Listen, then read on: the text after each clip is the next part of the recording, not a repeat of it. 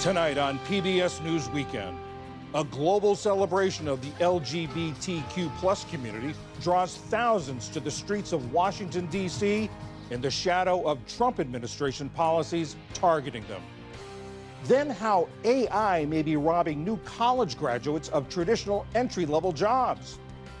And as the school year winds down, a look at the innovative way a school in Texas teaches financial literacy with a food truck. The beginning of this school year, when we're thinking through like, okay, how can we make a subject that might not be super interesting, really fun and engaging for kids? We decided, why not a food truck? So that's where it was born from.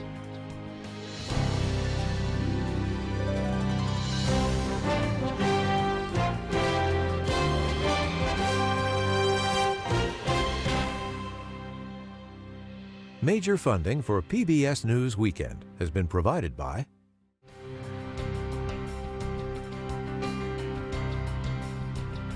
the ongoing support of these individuals and institutions.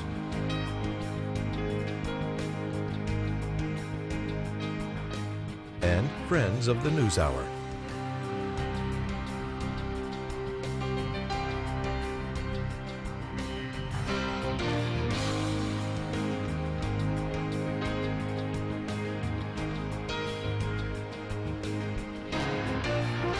This program was made possible by the Corporation for Public Broadcasting and by contributions to your PBS station from viewers like you. Thank you. Good evening, I'm John Yang. In Washington, D.C., thousands of LGBTQ plus people and their allies are gathered to celebrate World Pride and protest the Trump administration's actions targeting their rights and protections. Today, the emphasis was on celebrating a joyful World Pride parade through the city. Happy World Pride! In Logan Circle, one of the centers of LGBTQ plus life in Washington, D.C., marchers lifted a huge 1,000-foot-long rainbow flag. Near the front of today's Pride Parade, orange is the new black actor Laverne Cox, a staunch advocate for queer rights, waving to the crowds lining the route. This is the final weekend of World Pride, an international festival promoting visibility and awareness of the community. It's the first time the event has been held in Washington, now ground zero in the struggle for LGBTQ plus rights.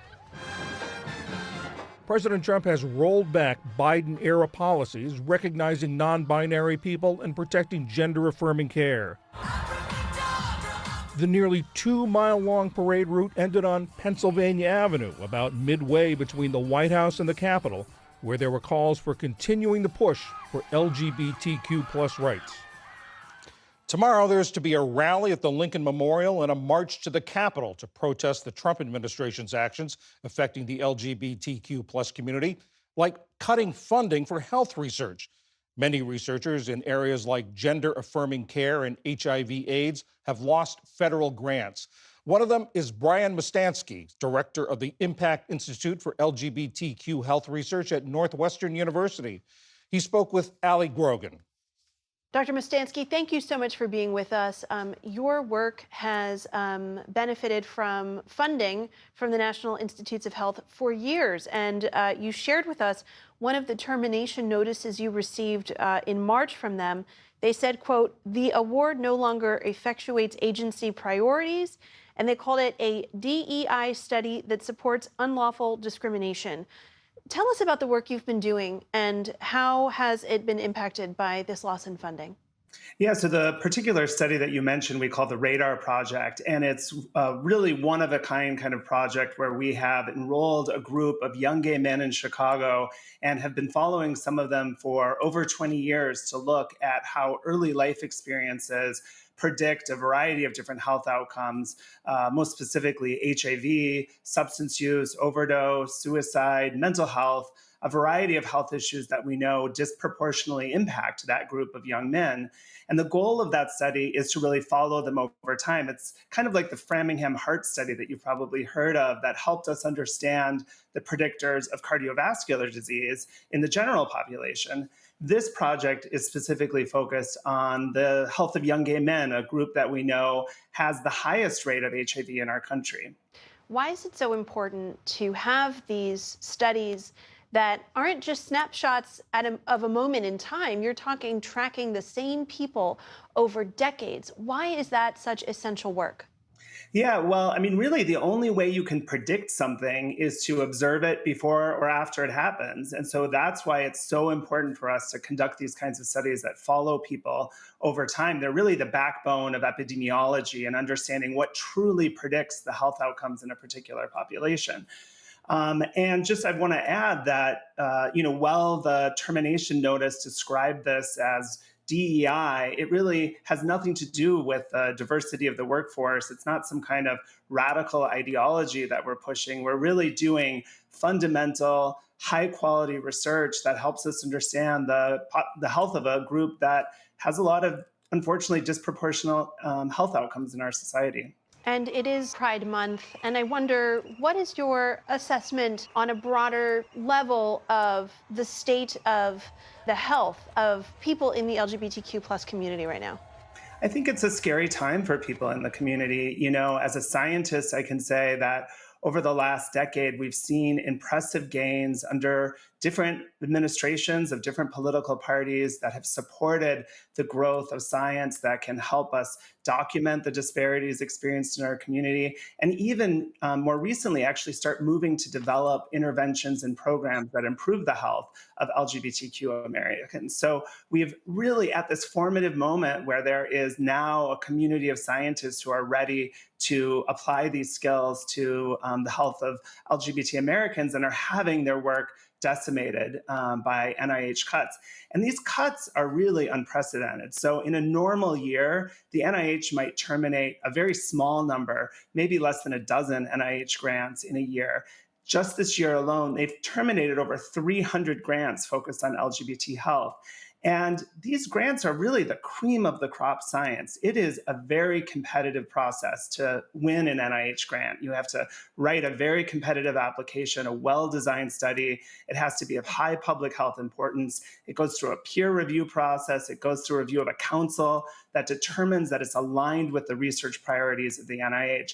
Only then about 15% of grants are awarded. And so this is really the cream of the crop science that went through this highly competitive process. And many of these studies were right in the middle of being conducted. Some had randomized people to interventions and were following them to see if those interventions were effective and were immediately terminated. And so we won't have those answers to whether these programs are effective or not. Brian Mustanski, Director of the Impact Institute for LGBTQ Health Research at Northwestern University. Thank you so much. Thanks for having me. In the day's other news, Ukraine saw another day of deadly Russian drone and missile attacks, this time in the eastern city of Kharkiv. 4 people are dead and apartment buildings and homes damaged. The mayor of Ukraine's second largest city said it was the worst attack of the war. Meanwhile, Russia and Ukraine blamed each other for delaying a transfer of bodies and prisoner exchange, another sign that the two countries aren't likely to reach a peace deal anytime soon. Palestinian health officials say at least 95 people were killed in Gaza in a series of Israeli airstrikes over a 24-hour period. In Gaza City, at least 15 were killed and 50 others wounded when missiles hit residential buildings. Today is the second day of the Muslim holiday, Eid al-Adha. We are living the second day of Eid al-Adha, when children are supposed to be in amusement parks, gardens, and parks, carrying their toys and wearing Eid clothes. However, we are pulling our children out from under the rubble in torn pieces. Eid clothes have become the white shroud. The Palestinian health officials say Gaza's hospitals have only 3 days' worth of fuel left and that Israel is blocking aid agencies from bringing in more. Meanwhile, Israel says it's recovered the body of a Thai hostage abducted in the October 7th attack. Natapan Pinta was survived by a wife and son. Thai nationals were the largest group of foreigners taken by militants that day. 55 other hostages remain in Gaza. More than half of them are thought to be dead. President Trump isn't backing off his feud with Elon Musk. In a phone interview today with NBC News, the president said he has no desire to repair the relationship and that Musk could face serious consequences if he tried to help Democrats in the upcoming elections. Earlier today, Vice President J.D. Vance tried to downplay the clash, saying Musk made a huge mistake, but that he was emotional and frustrated. An antitrust settlement is about to transform college sports. Beginning July 1st, schools can pay players directly, sharing the revenue they gain from using their names, images, and likenesses, or NIL. Currently, only third parties can make those payments. Each school can share up to $20.5 million of athletic program revenue. That's in addition to the third-party NIL deals athletes may make. In addition, $2.7 billion in back pay will go to athletes who competed between 2016 and 2024 before NIL deals were allowed. How the money is allocated among athletes is up to the schools. A massive manhunt in the mountains of northern Arkansas is over. Former police chief Grant Hardin, known as the Devil in the Ozarks, was captured about a mile and a half from the prison where he was serving sentences for murder and rape. He'd been on the run for more than a week after escaping by impersonating a corrections officer. Heavy rain complicated the search, washing away a trail tracked by a bloodhound. An elite Border Patrol team recently joined the search to help track Hardin through an area known for rocky forests and extensive networks of caves. And American Coco Gauff won the French Open today, beating world number one Aryna Sabalenka. In a thrilling match full of momentum swings, Gauff fought back after losing the first set in a tiebreaker. It's the second Grand Slam title for the 21-year-old Gauff. Her first, also against Sabalenka, was at the 2023 U.S. Open. This was the first French Open final for Sabalenka and the second for Gauff, who lost in 2022. Gauff is the first American woman to win the French title since Serena Williams did it in 2015. Still to come on PBS News Weekend, how AI may be making it harder for new college graduates to land a job, and how a school in Texas found a valuable classroom inside a food truck. This is PBS News Weekend from the David M. Rubenstein studio at WETA in Washington, home of the PBS News Hour, weeknights on PBS. The college class of 2025 is entering one of the most challenging job markets in years. The first 3 months of the year, the unemployment rate for recent college grads jumped to 5.8%. That's the highest it's been since 2021 and well above the overall unemployment rate. One of the challenges they're facing is artificial intelligence, which is increasingly doing tasks that used to be assigned to entry-level workers. Anish Raman is Chief Economic Opportunity Officer at LinkedIn. He wrote a New York Times op-ed headlined, "I see the bottom rung of the career ladder breaking." Anish, what do you mean by that? The bottom rung of the career ladder breaking? I wrote this piece because entry-level jobs, that first rung on the career ladder, are breaking down a bit, and I think we all should be talking about that more. What we're seeing right now for new grads is sort of this perfect storm between the uncertainty in the macro environment and the disruption we are starting to see play out more and more day by day from AI taking on more tasks of entry-level work. Those are tasks like reviewing documents, if you're at a law firm, debugging code, if you're at a tech company, handling basic customer service across so many sectors. Those tasks are going to AI. And so together, that with the macro uncertainty is creating, as you said, one of the most challenging job markets for young people in decades. Are there consequences of someone who has a hard time trying to find that first job in their chosen field? Huge consequences. I mean, all of us who aren't in our first job now can go back to our first job and think about the lessons you learned, the mentorship you gained, just being able to understand how work worked at the place you were at and how you could think about what that next job was. We also know in terms of economic mobility that the effects of a stalled out career at the start can last for decades, lower lifetime earnings, but also companies, as long as they're going to need humans leading these companies in the future, they're going to risk losing that pipeline if they don't reimagine entry-level work, increase the value of the tasks that entry-level workers are doing, and help them on a new journey, a new career path. Reimagining entry-level work. Talk about that. How can entry-level work be fixed? Yeah, we talked about a couple of examples in the piece. KPMG is now giving new grads higher level tax work that used to go to people that had, I think, 2 or 3 years worth of experience because AI is handling a lot of the grunt work. McFarland's, this law firm in the UK, they're training early career lawyers on complex contract interpretation, not just basic document review. If you think about it, a lot of entry level jobs are basic jobs with basic tasks. All we need to do on the employer side is up level the tasks that we give entry level workers and be more deliberately appreciative of the know-how they bring.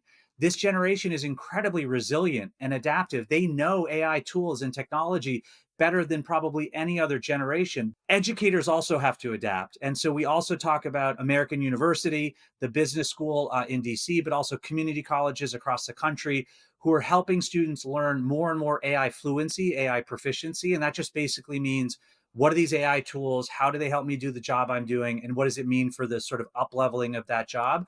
We've got to have that baked into all education everywhere and then help people understand what is that new type of work they want to do as they go into the workplace. What's your advice to members of the class of 25 who are looking for their first jobs now? Careers are no longer ladders that are predictable and where you have to have the right pedigree signal, the right degree from the right university, the right job title at the right employer, the right network that we know for a lot of socioeconomic reasons, people don't have those right signals. That's no longer the path up. The path up is more like a climbing wall. 70% of the skills for the average job, according to our data, will have changed by 2030. So you don't need to have a 5 or 10 year plan. You just need to have a today plan. And you're going to have, according to our data, twice as many jobs than professionals did 15 years ago. So there's only one thing: be a learn it all. Become really fluent in AI and the tools, and become really fluent in yourself, your story of self professionally. What are the skills that you have that you want to hone that the world needs? What's the curiosity that's going to drive expertise, that's going to increase the value of the work you do? Just be curious and you're going to be okay. And so someone who can't get a job in their chosen field shouldn't worry. They shouldn't think, well, I'm not going to get what I want. Well, I know it's never helpful to say don't worry when you're worried about not having a job. And so, for all sorts of just economic dignity, agency reasons, people need a paycheck, they need a job. So you got to find that job. And all of that is starting to change. People can use AI tools to help find the job that's a better fit, to help explain their fit better. We know that recruiters are increasingly filtering for things like skills, not just those pedigree signals. So just figure out how each day you're learning more, you're growing more, and you're going to learn and grow in part by trying to get a job that you don't get and figuring out why, trying to go for a job you wouldn't have gone for otherwise in terms of a career or a sector that you wouldn't have thought is one that you want to be in. You're going to learn a lot through your failures. And so you just get accustomed to that as you go through this. Anish Raman from LinkedIn, thank you very much. Thanks for having me.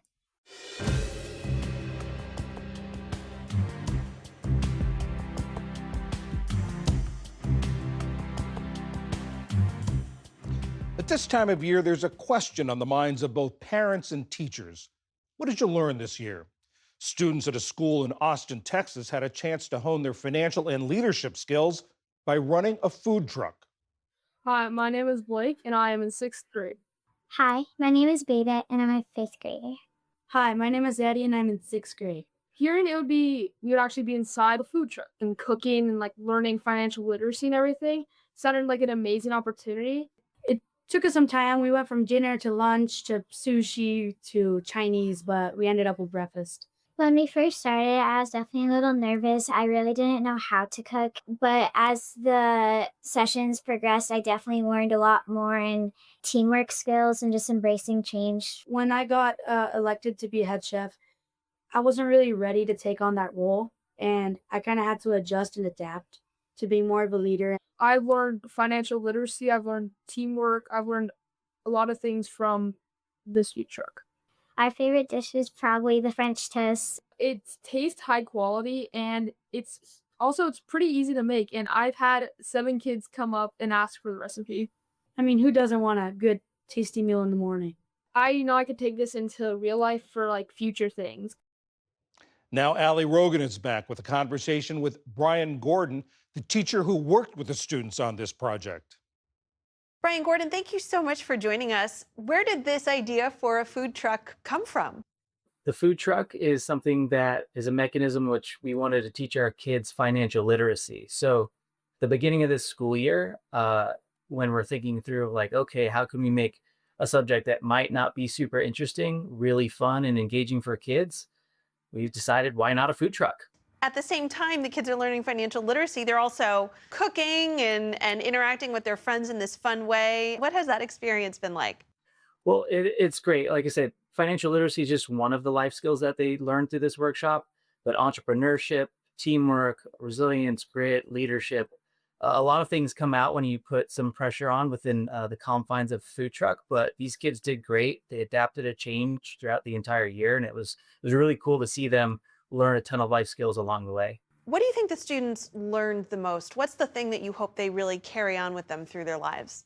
I do think that they learned the main concept of financial literacy. I think that was one of those things that they never knew how much things cost before we got there. We really put that in perspective for them as far as like, hey, how much does the tacos that you made at home cost you? But I think the one that they'll take away the most in remembering is the adapting the change, the unpredictabilities of running a business or doing things within a kitchen or any entrepreneurial aspect requires them to embrace change. And I think they'll carry that forward with them. The students told us that the biggest challenges they had was taking this idea from the classroom into the real world. How did you help them overcome some of those challenges? I've never started a food truck myself, so I had to learn a lot of the things along the way with them. But the biggest part was just making sure that they felt supported throughout the process. So I never did too much for them.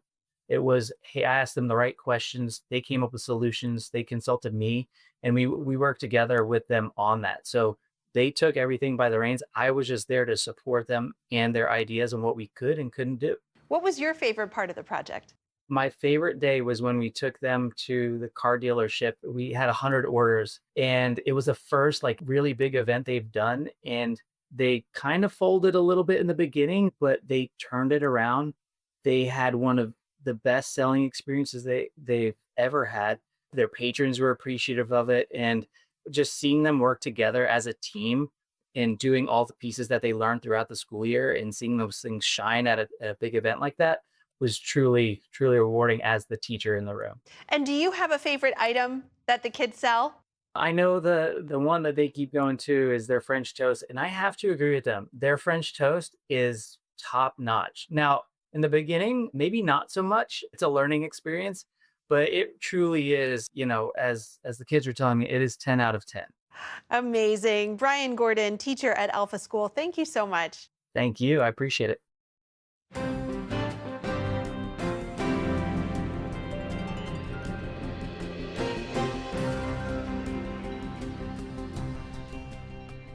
And that is PBS News Weekend for this Saturday. On Sunday, a view from inside Gaza, where desperately needed aid is being delayed by a troubled relief effort. I'm John Yang. For all of my colleagues, thanks for joining us. See you tomorrow. Major funding for PBS News Weekend has been provided by... In 1995, two friends set out to make wireless coverage accessible to all. With no long-term contracts, nationwide coverage, and 100% U.S.-based customer support. Consumer Cellular. Freedom calls.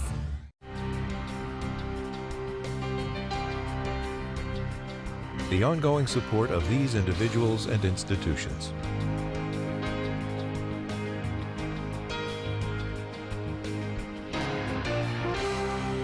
This program was made possible by the Corporation for Public Broadcasting and by contributions to your PBS station from viewers like you.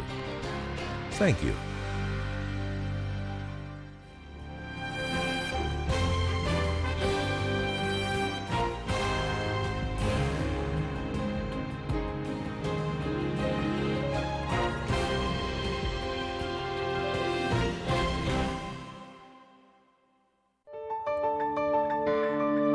You're watching PBS.